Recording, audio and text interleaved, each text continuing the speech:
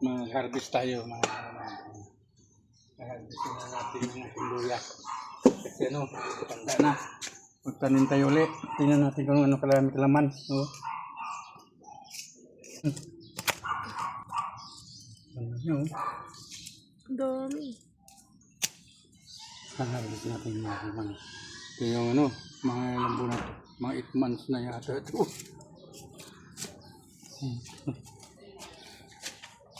Dapat tatanim tayo ulit. Kasi ano na, nakatay na yung puno. Yun. Ito kalamansi ito. May laman na. Oh?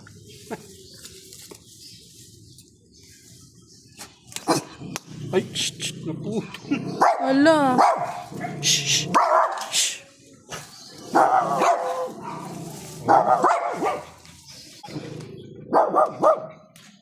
Oh.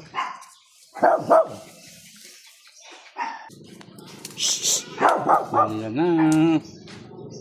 Oh. Kailan harvest ito? Long harvest ko na ito dito. Pangatlo ko na harvest ito. Harvest ko na ito. Ito lang yung dati niyang tanim ko. Yan. Yan lang kalaki. Ang dami naman din, no? Ang dami naman. Tatanim muli ako dito sa gilid. Tataniman ko yan ulit. Dami na luya. Pakita mo pa. Tingin. Ayun na yun.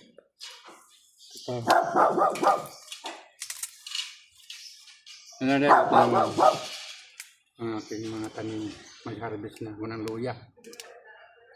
Kasi magbabago ako ng luya. Tanim. Oh. Oh. Yan. Nice. Luya. Ang dami na naming luya. So, doon na mga kumang gasal natin yung luya. Hinarvest na.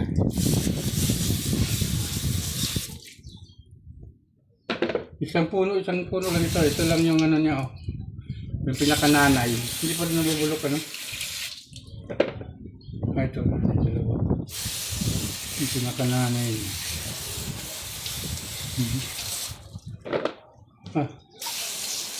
Ganda dito maubos.